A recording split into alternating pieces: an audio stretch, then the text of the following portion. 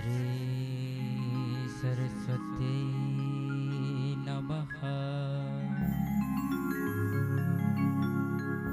श्री गुरुचरण कमलेभ्यो नमः। श्री मातृ पितृचरण कमलेभ्यो नमः।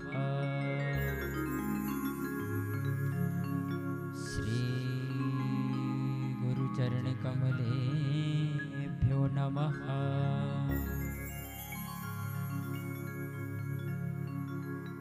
खर्वं स्थूलतनुं गजेन्द्रवदनं लम्बोदरं सुन्दरं प्रस्यन्दनमदगन्धलोब्धमधुप व्यालोलगण्डस्थलम् दन्ताघातविदारिताररुधिरैः सिन्दूरशोभाकरम्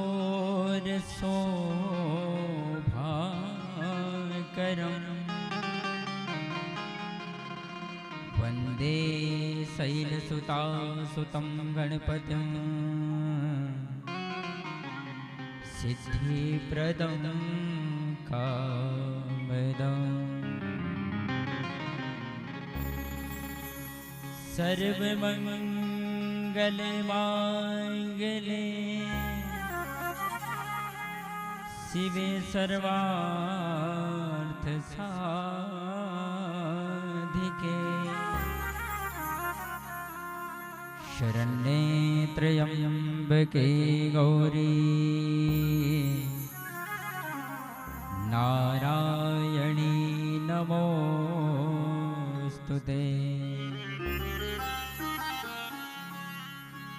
ध्यानमूलं गुरुर्मूर्ति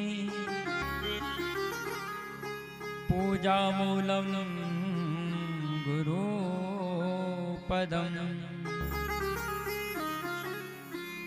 मन्त्रमूलं गुरुर्वाक्य मोक्षमूलं गुरुकृपा। वर्णानामर्थसङ्घानां रसानां छन्दसामपि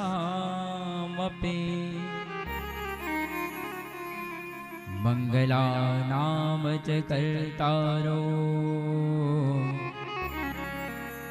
वन्दे वाणी विनायको।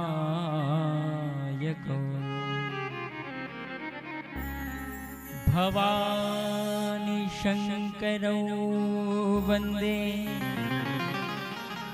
श्रद्धा विश्वासरूपिणौ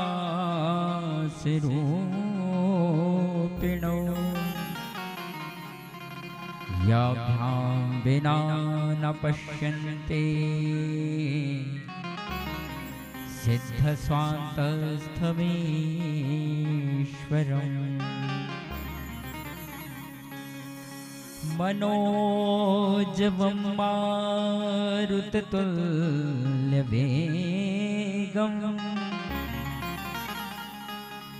जितेन्द्रियं बुद्धिमतां वरिष्ठम्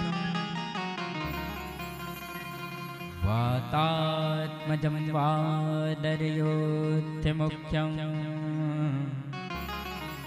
श्रीरामदूतं शरणं प्रपद्ये। अतुलितबलधामं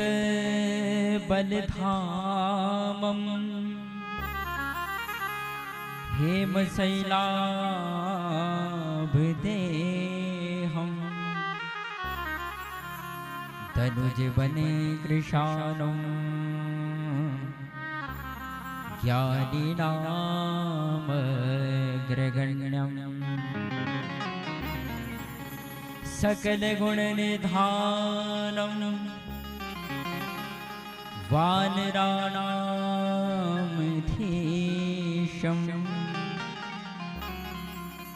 रघुपति प्रिय भक्तं वात जातं नमामि। आदौ देवकी देव गर्भ जननं गोप गृहे वर्धनं माया पूतना जीवतापहरणं कुन्ती सुता पालनं कंसाच्छेदन कौरवादिहननं कुन्ती सुता पालनं एतत् श्रीमद्भागवत पुराण कथितं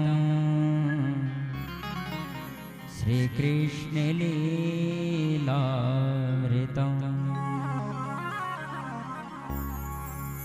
आदौ राम तपोवनादिगमनं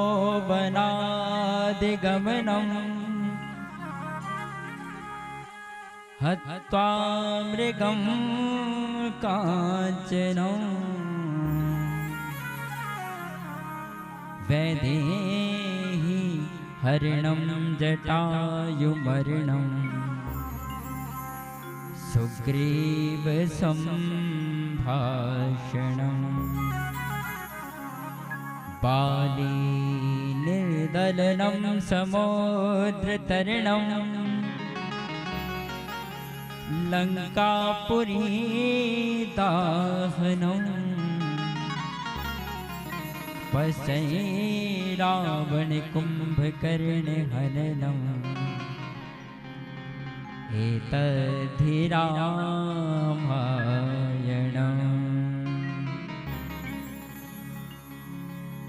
बोलिए सियावर रामचंद्र भगवान की जय।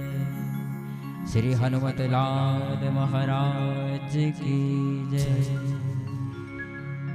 परम पूज्य प्रातः स्मरणीय श्री गुरुदेव बाबा पहलवान गिरी महाराज की जय। शंकर भगवान की जय। आप सभी भक्त वृंदों की जय। तो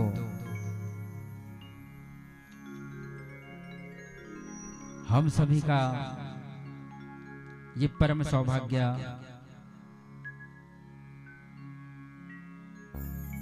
कि हम सभी पर भगवान की बड़ी अनुकंपा है, बड़ी कृपा है कि हमें भगवान नाम की इस पावन गाथा को श्रवण करने का सौभाग्य हमें भगवान ने प्रदान किया है। पता नहीं हमारे जन्म के किस जन्म के पुण्य उदय होते हैं, तब जाकर के हमें भगवान की सेवा करने का अवसर प्राप्त होता है। वरना पाप तो जीव मात्र जब से उठ जाता है सुबह से, जब तक सोता नहीं है, सोने के बाद स्वप्न में भी पाप हो जाते हैं। लेकिन जो भगवान की शरणागति को ग्रहण कर लेता है, जीवन में भगवान उसके सभी पापों को मिटा देते हैं, उसे निर्मल कर देते हैं। तो अखिल कोटि ब्रह्मांड नायक करुणा वरुणा मूल स्वरूप इस संसार के सृष्टि करता, पालन करता, संहार करता एवं बुद्धि विद्या की दात्री भगवती सरस्वती मैया, महालक्ष्मी, महाकाली और भगवान जो जगत के कण कण में व्याप्त है, उस हरि के चरणारविंद में वंदन करते हुए एवं भगवान श्री राम जी का जो वांगमय स्वरूप श्री रामचरितमानस, जिसकी पावन गाथा का हम और आप सभी यहाँ हनुमान जी महाराज जी के चरणारविंद में बैठकर इस पावन कथा का श्रवण कर रहे हैं। तो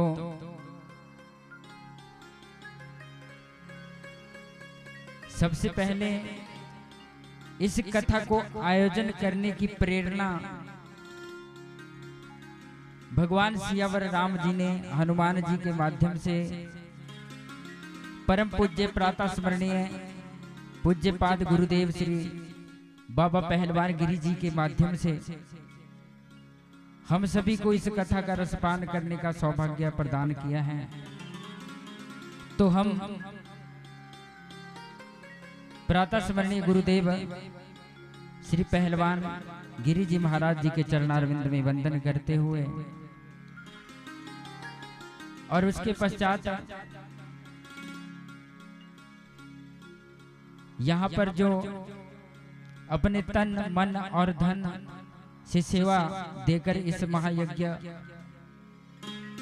के कार्य को बड़े भाव युक्त कर रहे हैं श्री जसवंत सिंह जी एवं उनके अन्य साथी, इन सभी का हम साधुवाद इस व्यासपीठ से कर रहे हैं, क्योंकि इन सभी का और आप सभी का अगर सहयोग ना हो तो ऐसा कार्य करना थोड़ा मुश्किल हो जाता है। और कलिकाल कलियुग के प्राणियों की एक विशेषता है कि अगर अच्छा कहीं हो रहा है तो उसके लिए बहुत कम हमारा ध्यान जाता है, और अगर कहीं बुरी बात किसी की चली हो ना, किसी की निंदा चली हो, मान लो हमारी किसी के साथ बनती नहीं या आपकी किसी के साथ बनती नहीं, और उसकी अगर कोई निंदा सुनाने लग जाए तो कितना आनंद आता है। सिर पर जितना मर्जी बोझ माताओं ने उठा रखा हो, 2 घंटे लग जाएंगे लेकिन बड़ा आनंद आता है। लेकिन कथा में जाने के लिए सिर्फ वही आ सकता है जिसके ऊपर भगवान की पूर्ण कृपा है। बोले सियावर रामचंद्र भगवान की। तो भगवान की कृपा है हम आप पर जो यहाँ पर पधारे हैं, और मेरा विश्वास है जो यहाँ हनुमान जी की शरण में आता है भगवान उसके सारे दुख हर लेते हैं, क्योंकि और देवता चित्त न धरहीं, हनुमत से ही सर्व सुख करें। हमें किसी और जगह पे जाने की जरूरत ही नहीं पड़ेगी, हनुमान लाल जी के पास सब कुछ पर्याप्त है। अरे जिन्होंने राम जी के काज सवार दिए, हम तो संसारिक प्राणी हैं। भगवान को भी युद्ध पूरा करने के लिए उनकी जरूरत पड़ी, लेकिन हम इनके मोल को समझ नहीं पा रहे हैं, क्योंकि हमारे अंदर अज्ञान है, और उस अज्ञान को दूर करने के लिए गुरु रूपी प्रकाश आता है हमारे जीवन में। और गुरु के लिए कोई ज्यादा शिक्षित होना आवश्यक नहीं है, या कोई बहुत बड़ा पद हो उसी को गुरु बनाए, या इसमें जाति का भी कोई विशेष नहीं है, कोई वर्ण का। जिससे हमारे जीवन का एक सूत्र भी ग्रहण कर लिया वो हमारा गुरु होता है। और ब्राह्मण तो जगत का गुरु है, और ब्राह्मण का गुरु सन्यासी। ऐसा हमने संतों के मुखारविंद से श्रवण किया। तो आइए कथा में प्रवेश करने से पहले भगवान नाम का थोड़ा संकीर्तन करेंगे, क्योंकि कलियुग के बल नाम आधारा, कलियुग के बल नाम आधारा, सुमेरे सुमेरे नर उतरे पारा, सुमेरे सुमेरे नर उतरे पारा, कलियुग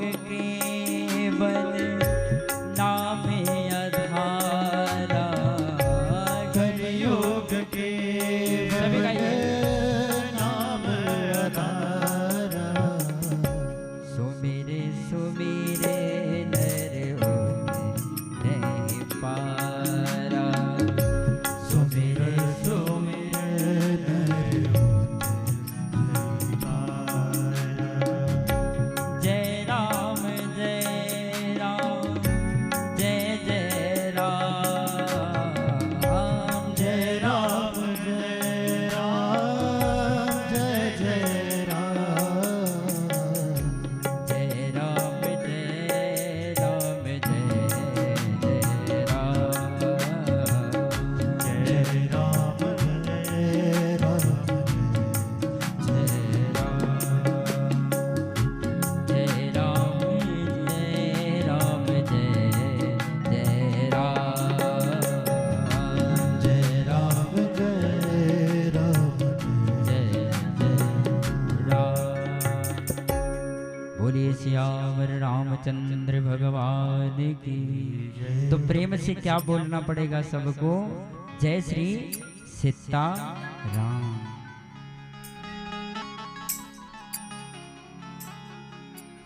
हम लोग सोचते हैं कि हमें सुविधा संसारिक प्रसाधनों से प्राप्त होगी, हमें शांति संसार से प्राप्त होगी, लेकिन हम बिल्कुल गलत सोचते हैं। क्योंकि असली आराम तो भगवान की शरण में बैठकर मिलता है। जितना आराम हमें कथा कीर्तन में बैठकर मिलता है, घर में कभी मिला है?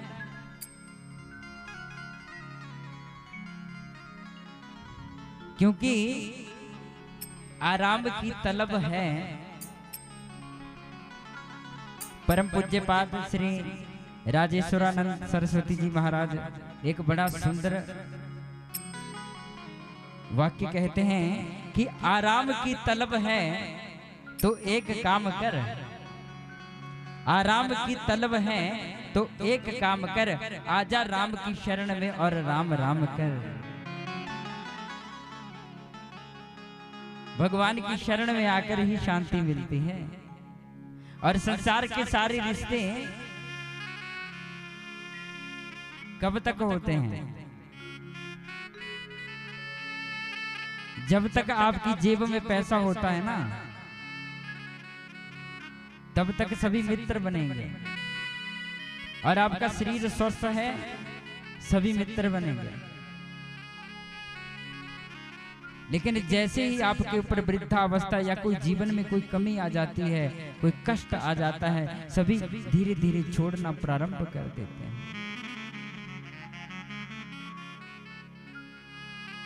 टूट जाता है गरीबी में वो रिश्ता जो सबसे खास होता है।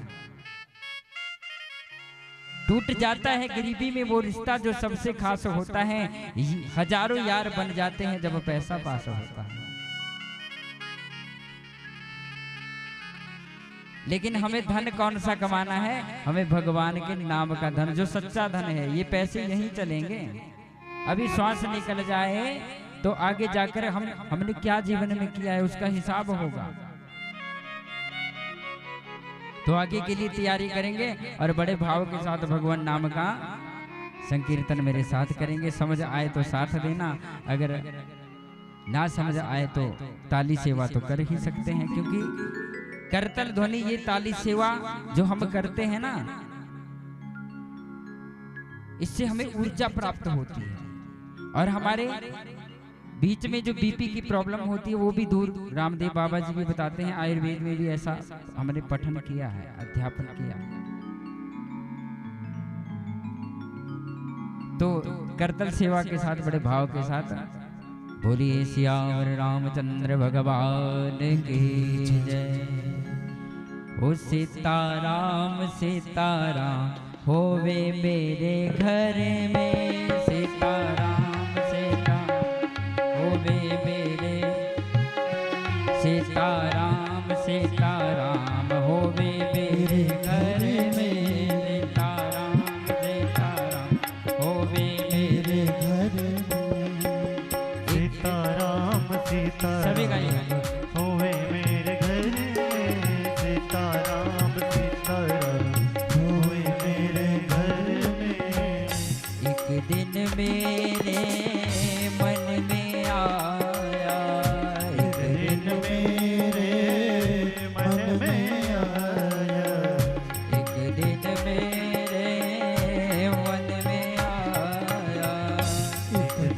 मेरे मन में आया।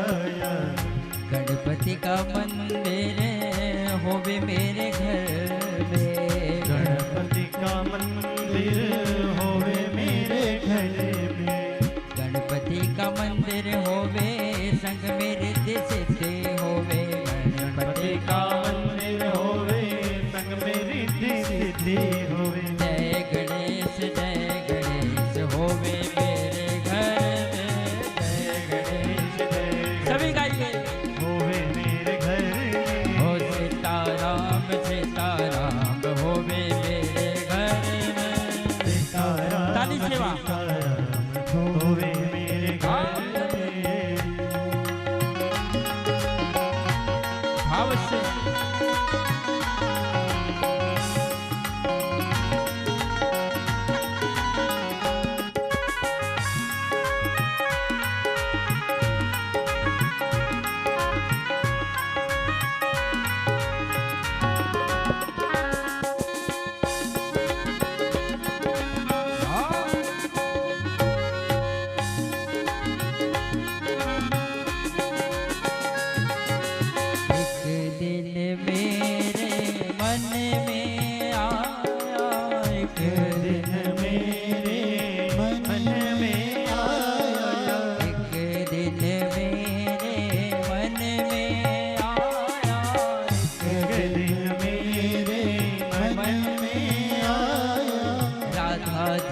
मंदिर होवे मेरे घर में। राधा जी का मंदिर होवे मेरे घर में।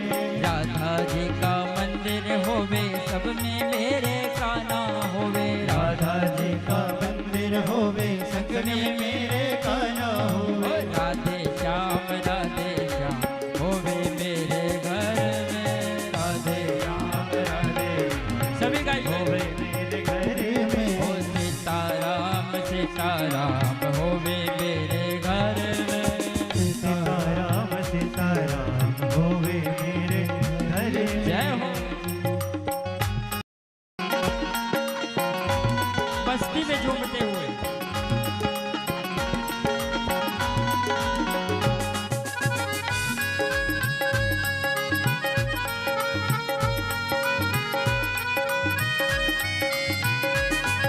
प्यारे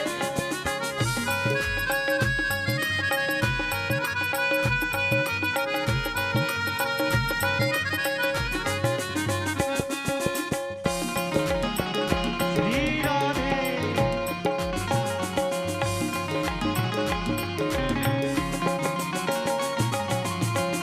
एक दिन मेरे मन में आया।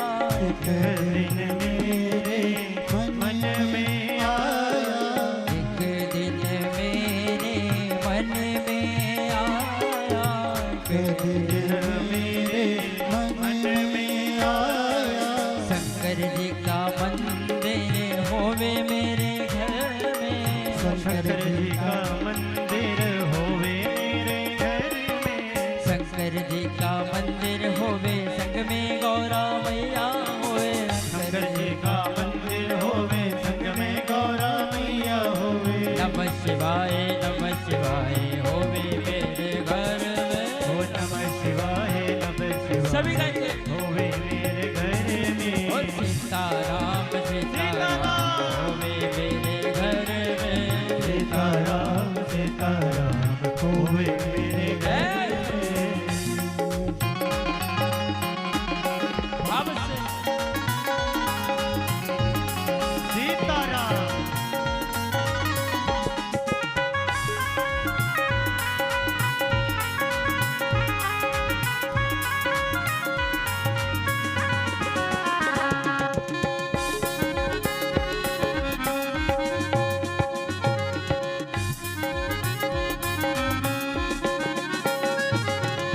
एक दिन मेरे मन में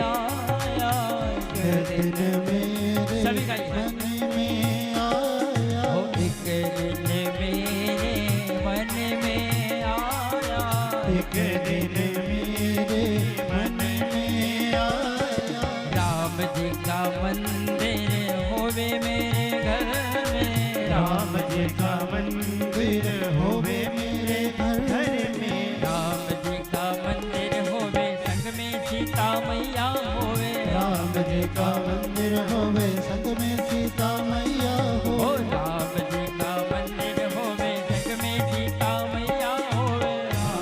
का मंदिर होवे संग में सीता मैया होवे सीताराम होवे मेरे घर में सीताराम होवे मेरे घर में ओ सीताराम होवे मेरे घर में सीताराम होवे मेरे घर में ओ सीताराम होवे मेरे घर में सीताराम होवे मेरे घर में ओ सीताराम होवे मेरे घर में सीताराम होवे मेरे घर में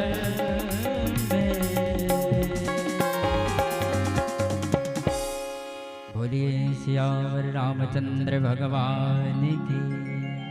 प्रेम से क्या बोलना पड़ेगा सबको? जय श्री सीताराम। क्योंकि राम का नाम हो या श्याम का नाम हो, दोनों का मतलब एक ही है। तो कल हमने कथा में श्रवण किया, जो भक्तजन कल नहीं आए थे उनको थोड़ा संक्षिप्त रूप से, क्योंकि कथा से जोड़ना होता है ना, तो पहले पीछे का जब कोई सीरियल भी टीवी में आता है ना तो पहले रिकैप दिखाते हैं, अर्थात उसका क्या मतलब होता है कि हमें पिछली कड़ी से जोड़ना है। और जीवन में इस बात को कभी मत देखना कि कथा में कितने व्यक्ति बैठे हैं। भगवान शंकर जब माता पार्वती जी को कथा श्रवण करवाएंगे, आगे कथा आएगी, तो माता पार्वती सिर्फ अकेली वहां पर बैठकर कथा सुन रही है। और मेरा ये भी मानना है कि संसार की एकमात्र श्रोता ऐसी होगी जो अपने पति से कथा श्रवण कर रही है। नहीं तो अगर पति देव या पत्नी पति को कथा सुनाने लग जाए तो कौन सी कथा वो सुनाएंगे? आपको पता ही है, हम अपनी कथा सुनाना प्रारंभ कर देते हैं। हमारी कथा पुरानी हो जाती है, बुरी लग जाती है सबको, लेकिन भगवान की कथा जितनी बार सुनोगे उतना आनंद आता है, क्योंकि भगवान साक्षात आनंद स्वरूप है। तो कल की कथा में हमने श्रवण किया कि किस प्रकार भगवान शंकर जी और माता सती का जो चरित्र था, उसमें माता सती ने भगवान शंकर यानी अपने पति देव की आज्ञा का पालन नहीं किया, जिसके परिणाम स्वरूप माता सती को अपना शरीर त्याग करना पड़ा।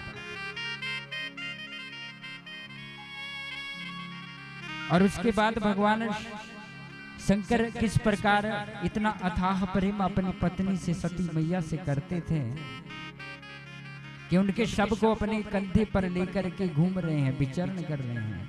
देवताओं ने एक वार्ता बिठाई, एक मीटिंग की, उसमें कहा कि अगर ऐसा ही चला तो संसार का जो चक्र है ये रुक जाएगा।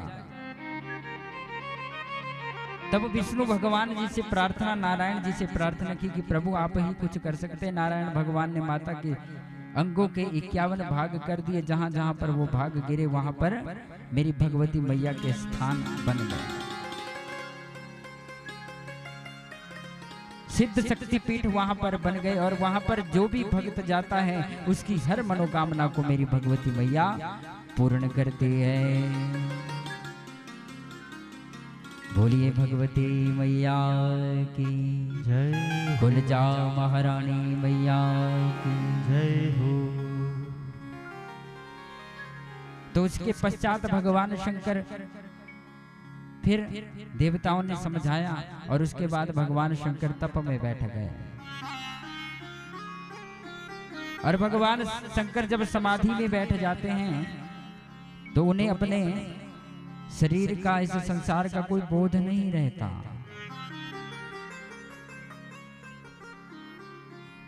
तो बैठ गए और उधर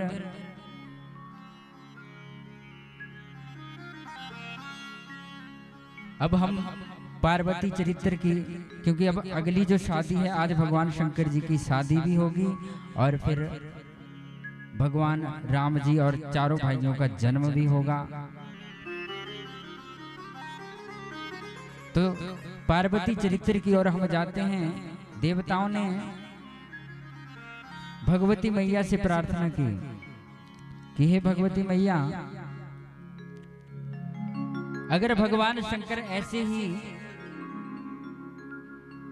अमंगल वेश धारी रूप में रहेंगे, इनकी शादी नहीं होगी तो हमें अच्छा नहीं लगेगा। आप कुछ करिए, क्योंकि एक राक्षस था जिसका नाम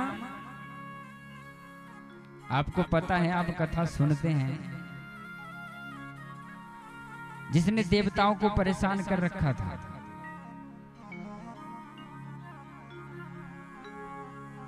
अब देवताओं को इतना परेशान कर रखा था कि देवताओं के आसन पर, इंद्र महाराज के आसन पर, देवराज इंद्र के आसन पर जाकर के कब्जा कर लिया था। तारकासुर नाम था उसका।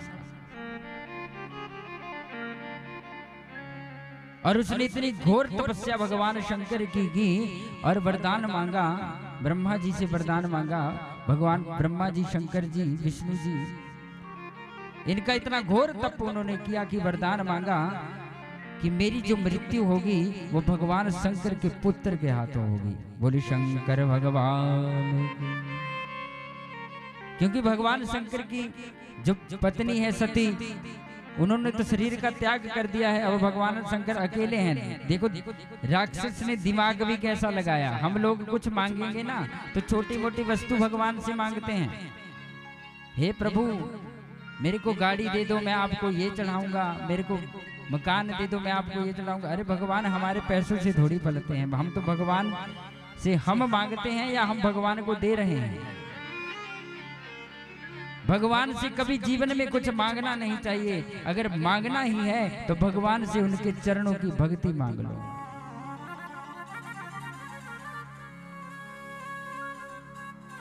लेकिन भक्ति को भी नहीं मांगना है। अगर मांगना ही है तो भगवान को मत मांगो, भगवान से मत मांगो, भगवान को मांग लो। भगवान को ही मांग लो। जब भगवान आ जाएंगे तो सब कुछ आ जाएगा, क्योंकि भगवान के साथ ही तो सब कुछ है। लेकिन हम भगवान को साइड में कर देते हैं और अपनी डिमांड भगवान के आगे रख देते हैं। अब उस राक्षस ने दिमाग लगाया कि ऐसा मैं अमर कैसे होऊंगा। तो उसने बोला कि भगवान शंकर के जो पुत्र होगा उसी से मेरे प्राण जाएंगे, मेरी मृत्यु होगी, अन्यथा संसार में किसी के पास सामर्थ्य नहीं है। देवताओं को त्रास देने लगा, बड़ा दुखी करने लगा। देवता दुखी होकर के माता भगवती मैया के पास गए और प्रार्थना की कि हे भगवती मैया, अब आप ही इस दुख से हमारी रक्षा कर सकती हो। आप ऐसा करें कि आप पुत्री रूप में राजा हिमाचल के घर में जाइए और वहां पर भगवान शंकर जी से विवाह करवा कर आपका जो पुत्र संतान होगी उससे इस तारकासुर का वध होगा। बोलिए भगवती मैया की। तो देवता लोगों ने बड़े भाव के साथ भगवती मैया की स्तुति की। स्तुता संपूजिता पुष्पैः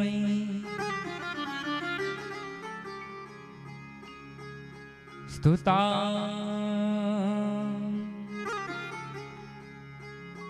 गंधादिभिः सम्पूजये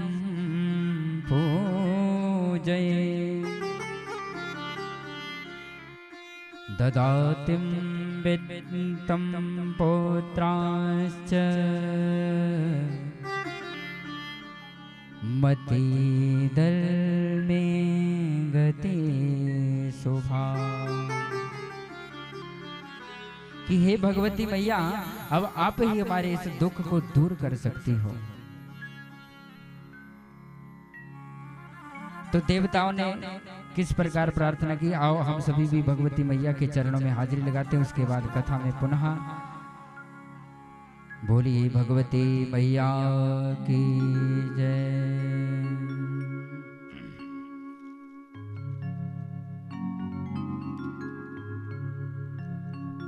हो मैं जब भी पुकारूं माँ, तुम दौड़ चले आना। मैं जब भी पुकारूं माँ, तुम दौड़ चले आना। एक पल भी न रुकना माँ, मेरा मान बढ़ा जा।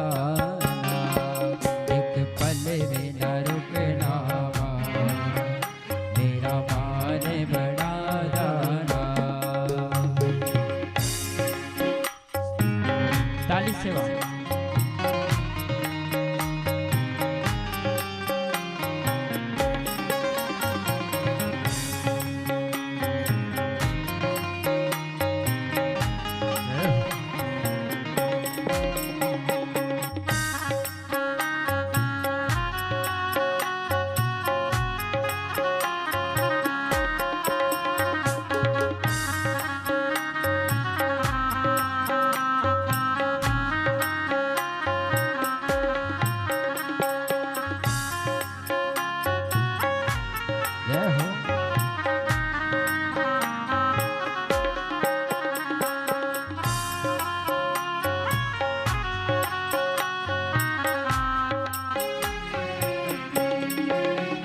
सावन के महीने में तेरी जोत जलाओगे, सावन के महीने में तेरी जोत जलाओगे, सावन के महीने में तेरी जोत जलाओगे, सावन के महीने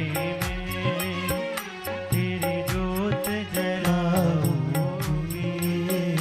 जब जोत जले मैया, जब जोत जले मैया, मुझे तरस दिखा जाना, मैं जब भी पुकारूं माँ, तुम दौड़ चले आना, मैं जब भी पुकारूं सभी का ये तुम दौड़ी चली आना।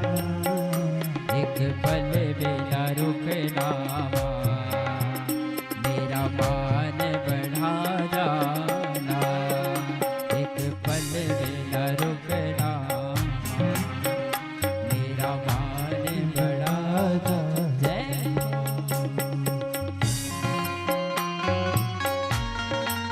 जय हो। भाव से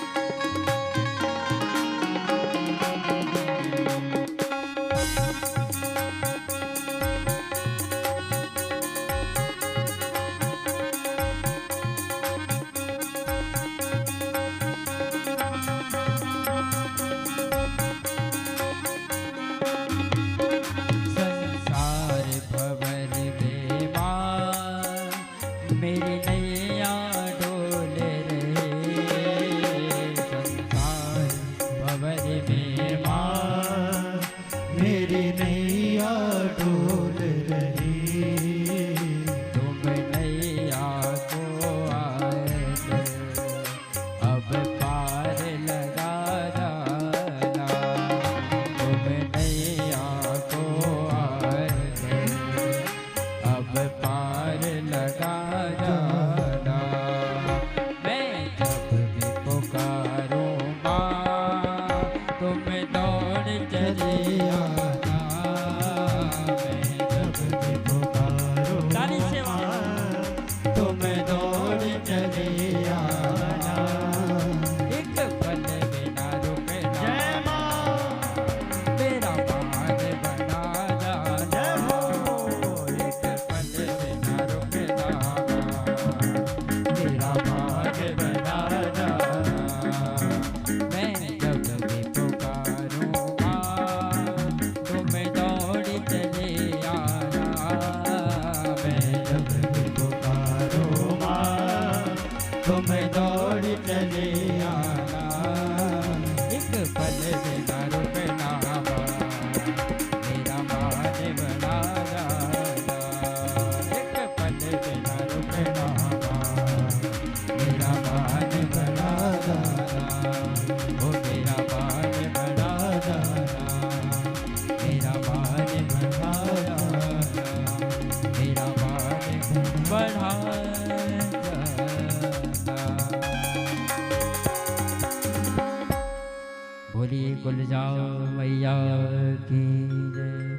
जयकारा शेरा वाली मैया दा बोल साचे दरबार जय।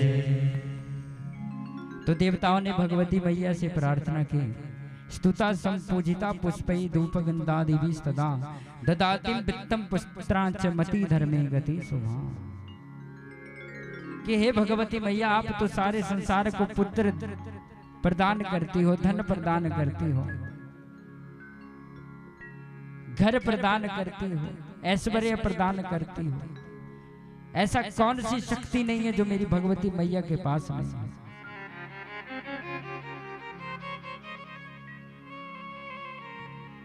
लेकिन माता की भी एक शर्त होती है, जो घर में अपनी माँ से या संसारिक माँ से जो प्रेम नहीं करता, माता उसकी कोई भी भेंट स्वीकार नहीं करती, कोई भी प्रार्थना स्वीकार नहीं करते। इसलिए हमने कल भी कथा में इस बात की चर्चा की कि माता पिता की सेवा को सर्वोपरि रखना चाहिए। तो देवताओं ने बड़े भाव से मैया की स्तुति की और भगवती ने आशीर्वाद दे दिया, तथास्तु। देवताओं, आपका कार्य सिद्ध करने के लिए मैं राजा हिमाचल के घर में जन्म लूंगा। और राजा हिमाचल ने बड़ी घोर तपस्या की। राजा हिमाचल के पास भी देवता आए कि आप तपस्या कीजिए और तप के प्रभाव से आपके घर में भगवती मैया जन्म लेगी, क्योंकि बिना तप के जीवन में कुछ भी प्राप्त नहीं होता। तप के बिना ब्रह्मा जी सृष्टि का सृजन नहीं कर सकते और तप के बिना भगवान नारायण इस सृष्टि का पालन नहीं कर सकते और तप के बिना भगवान शंकर भी इस सृष्टि का संहार नहीं कर सकते। इसलिए जीवन में तपना बहुत आवश्यक है।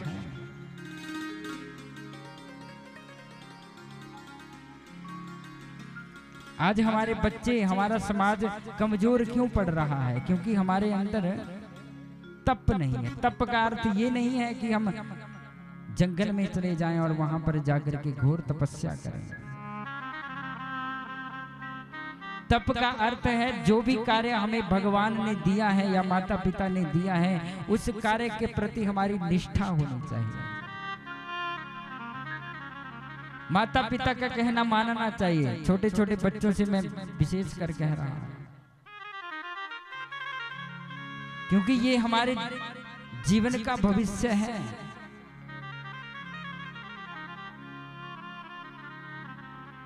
तो माता पिता की आज्ञा को मानना है, लेकिन माता पिता को भी ध्यान रखना है कि हमें भी बच्चों के सामने वो कार्य नहीं करने हैं जो हमें नहीं करने चाहिए।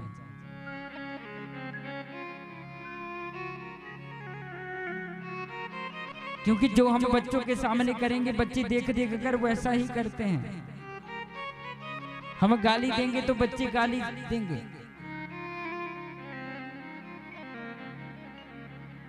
बुजुर्गों के मुख से हम बातें सुनते रहते हैं कि एक पिता था, उसके बेटा है और बेटे के आगे फिर बेटा हो गया, पोता हो गया। अब पिता बुजुर्ग हो गया। अब बेटे को तो कम दिक्कत होती है बुजुर्गों से, आपने गुस्सा नहीं मानना, लेकिन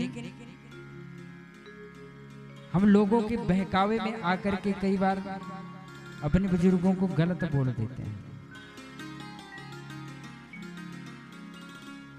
तो अब वृद्धा अवस्था है बुजुर्ग की, बड़ा बुरा हाल है, बीमारियों ने घेर रखा है। बच्चे ने सोचा, बेटे ने सोचा, बड़ा ऑफिसर था ना, पढ़ लिख के बड़ा अधिकारी बना दिया ना बाप ने, गलती कर दी ना। तो उसने क्या किया, उस बुजुर्ग को, आजकल तो वृद्धाश्रम बन गए लेकिन उस समय वृद्धाश्रम नहीं थे, उसने सोचा इसको मैं खड्डे में जाकर आता हूँ और उसमें डाल के आता हूँ, और बच्चे को, बेटे को साथ, बेटा छोटा साथ चला गया। अब जैसे वो धरती को खोदने लगा तो उसका बेटा बोल रहा, पिताजी यहाँ मत खोदिए। उसने कहा क्यों? बोले यहाँ मैं खोदूंगा। उसने बोला मैं समझ नहीं रहा तुम्हारी बात, तुम क्या कह रहे हैं? बोले पिताजी ये जगह मुझे पसंद है। आज जैसे आप दादाजी को यहाँ पे दबाने आए हैं, कल को मैं भी तो आपको दबाऊंगा, आप भी तो बुजुर्ग होंगे।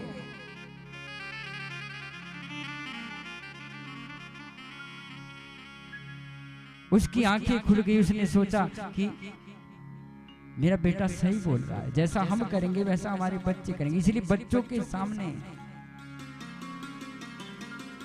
अच्छा व्यवहार करने का प्रयास करिए। एकदम तो कुछ नहीं होगा, लेकिन धीरे धीरे प्रयास करिए। भगवान नाम का आदत डालिए। कोई मिलता है तो राम राम बोलिए। ना पैसा लगता है ना खर्चा लगता है, राम राम बोलते रहिए, बड़ा अच्छा लगता है। तो प्रेम से सबको क्या बोलना पड़ेगा? जय श्री सीताराम। तो राजा हिमाचल ने बड़ी तपस्या की और तपस्या से प्रसन्न होकर के भगवती मैया प्रकट हो गई और कहा मांगो। तो हिमाचल राजा ने कहा कि आप पुत्री के रूप में हमारे घर में आइए और देवताओं के कार्य को सिद्ध कीजिए। और माता भगवती ने तथास्तु कह करके अंतर ध्यान हो गई और अपनी माया को फिर वापस ले लिया। अब हिमाचल को कुछ स्मरण नहीं रहा। उनकी पत्नी मैना अब जैसे ही भगवती मैया गर्भ में आई, पूरे संसार में सुख समृद्धि फैल गई। क्योंकि जैसे ही भगवान का संसार में आने का समय होता है ना, तो पूरी प्रकृति में खुशहाली छा जाती है। देवता प्रसन्न हो गए, पशु पक्षी प्रसन्न हो गए, पूरी प्रकृति प्रसन्न हो गई। जैसे अब यहाँ पे भगवान ही तो आए हैं, तभी तो यहाँ पर प्रसन्नता है। और आज तो भगवान आएंगे, जन्म लेंगे। तो जैसे भगवती मैया गर्भ में आई, बड़ी प्रसन्न प्रकृति हो गई, अच्छे अच्छे शकुन होने लगे। और कालांतर में मैया ने जन्म ले लिया। बोली भगवती मैया की। और भगवती का अवतरण हो गया। और दिन पर दिन माता भगवती पार्वती ऐसे बढ़ने लगी, उनका नाम पार्वती रखा गया जैसे चंद्रमा की कलाएं बढ़ती हैं। अमावस्या के दिन से प्रारंभ होकर के पूर्णिमा तक कलाएं जैसे बढ़ती है ना, क्योंकि बेटियां बढ़ती बड़ी जल्दी है। आपने अनुभव किया होगा, बोलते रहते हैं कि बेटियां बेल की तरह बढ़ती है, बस पैदा होने की देरी, उसके बाद पता ही नहीं लगता कब बड़ी हो गई, कब ससुराल चली गई। वैसे ही मैया बढ़ने लगी और भगवती मैया ने 4 वर्ष की आयु में चारों वेद कंठस्थ कर लिए।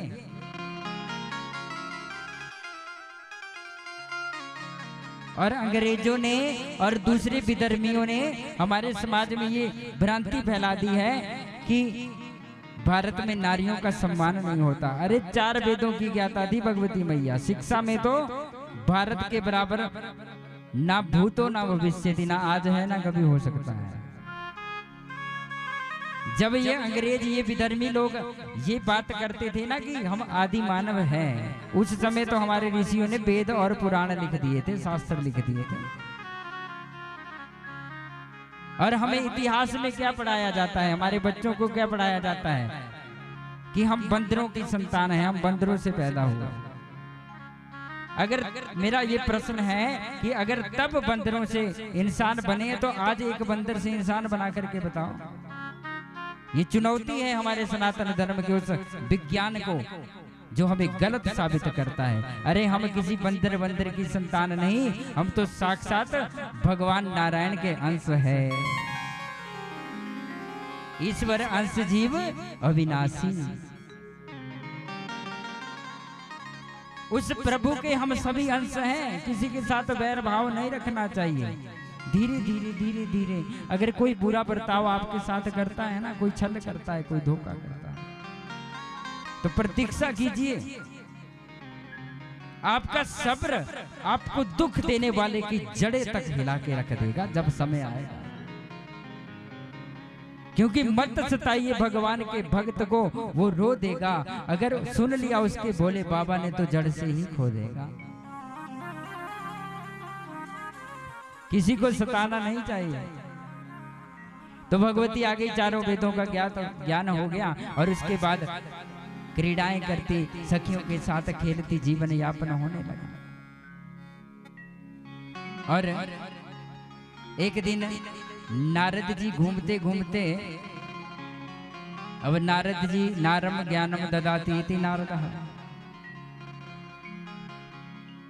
नारद गुरु के रूप में, ज्योतिषी के रूप में राजा हिमाचल के घर में आए और आकर के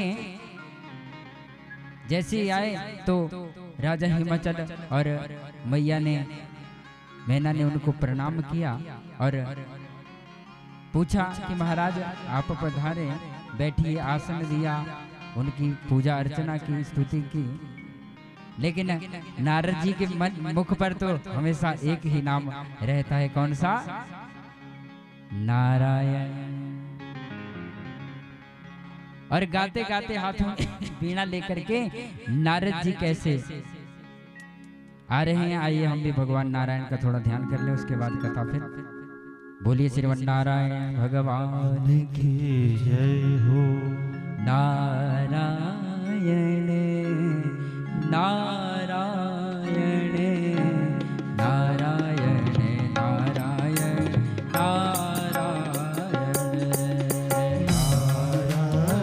सभी गाइए नारायण श्री नारायण नारायण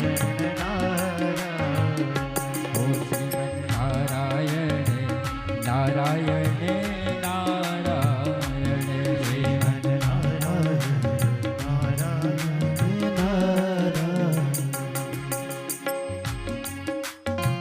ताली सेवा बड़े भाव से।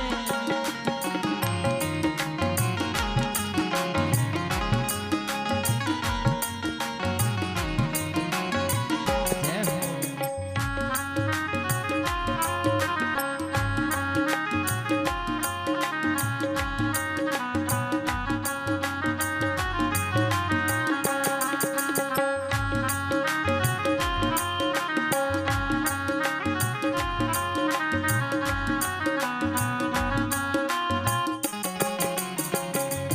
लक्ष्मी नारायण नारायण नारायण लक्ष्मी नारायण सभी गाइए। नारायण लक्ष्मी नारायण नारायण नारायण लक्ष्मी नारायण नारायण नारायण श्रीमन नारायण नारायण नारायण श्रीमन नारायण ताली सेवा।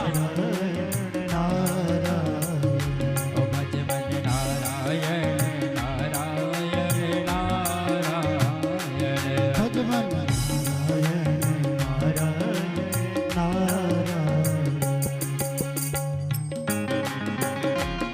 भाव से।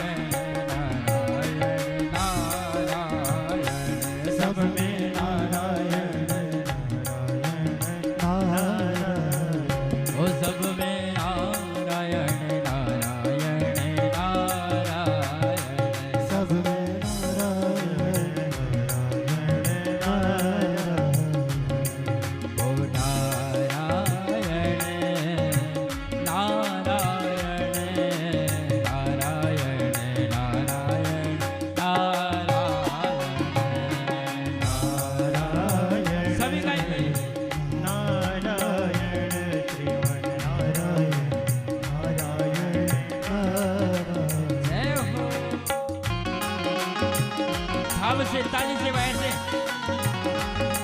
क्या बात है।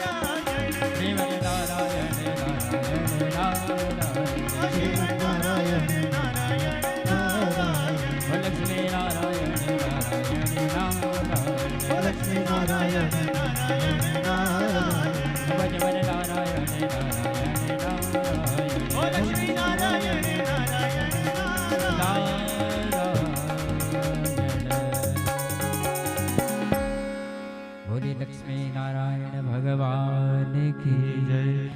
प्रेम से क्या बोलना पड़ेगा सबको, जय श्री सीताराम।